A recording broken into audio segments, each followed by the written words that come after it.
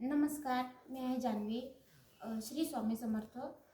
मी माझ्या काही मैत्रिणींना सांगू इच्छिते की माझ्या इतरही परिवाराला सांगू इच्छिते की माझ्यासारखे काही लोक असतील, काही परिवार असेल जो विचारत असेल, संकटात असेल की आपलं कसं होणार, काय होणार. आणि मेन म्हणजे आपल्याला सगळ्यात अडचण जी येते ती आपली आर्थिक परिस्थितीमुळेच येते.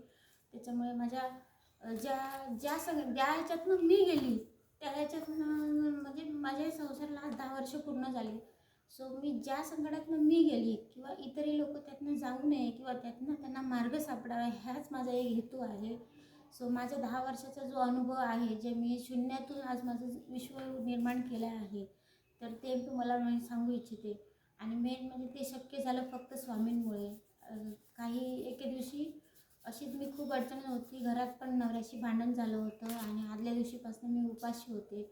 आणि खरं तर माझ्या डोक्यात खूप वाईट विचार आला होता की काहीतरी असं करून घ्यायचं. पण नंतर अचानक एका ठिकाणी जाऊन बसले आणि एकाने म्हणजे तुम्हाला तर खरं तर ही तुम्हाला स्टोरी वाटेल, पण ही स्टोरी नाही की मी अनुभवलेलं माझं आयुष्य आहे. सो मग तेवढ्यात मला एका सांगितलं की जेवलीस तू? तर म्हटलं नाही. तर म्हणाले चल आपण जाऊया. तर म्हटलं कुठे? तर म्हणाले चल इथे बाजूला देऊळ आहे, तिथे आज महाप्रसाद आहे, तर आपण जेऊया. आणि तुम्हाला अक्षरशः सांगू की जे ते देऊळ कोणतं आहे मला हे पण त्यांनी सांगितलं नव्हतं, ज्यांनी मला तिथे नेलं. प्रत्यक्षात तिथे स्वामी आले आणि त्यांनी मला नेलं हेही मला माहीत. आणि त्याच्यानंतर मी गेले, देवाचं स्वामींचं दर्शन घेतलं, मी महाप्रसाद खाल्ला.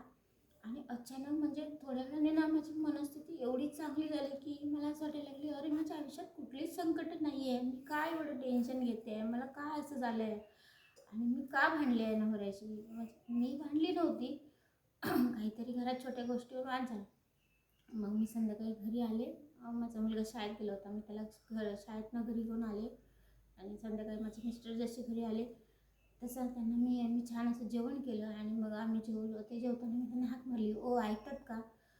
पाणी घ्या ना जेवणात. तर ते माझ्याकडे आश्चर्याने बघायला लागले की अरे ही कालपर्यंत माझ्यावर रागावर होती, सो आता कशी ही माझ्यावर बोलते. मी स्वामींना सांगितलं की तुम्ही त्यांचा राग शांत करा, कारण मी फक्त हाक मारायचं काम करेन. तर मी हाक मारली आणि त्यांचा रागही शांत झाला. आम्ही पूर्वीसारखं नॉर्मल झालो.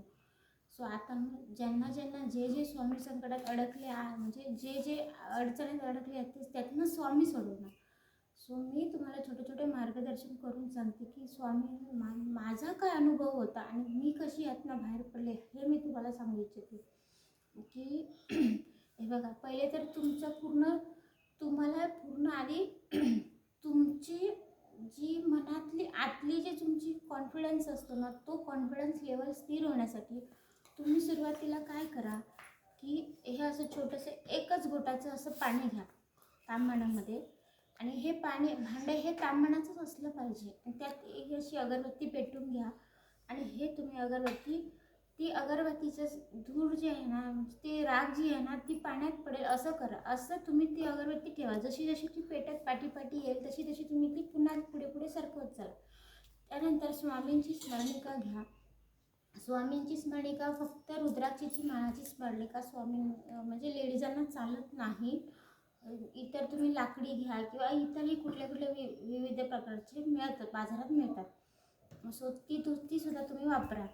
आणि ही स्वामींची स्मरणिका 108 वेळा श्री स्वामी समर्थ, श्री स्वामी समर्थ असं करत करत तुम्ही 108 माळा घ्या. 8 माळा घेईपर्यंत त्या तांबण्यात जेवढी विभूती पडलेली असेल तिथेच ती अगरबत्ती घेऊन तुम्ही देवाजवळ ती अगरबत्ती जी काही शिल्लक असेल ती अगरबत्ती देवापाशी किंवा तुळशीपाशी नेऊन लावा.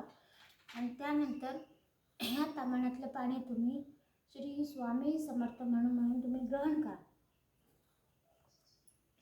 आणि जे काय म्हणजे तुमच्या आतमध्ये जी निगेटिव्हिटी आहे ती निघून जाईल.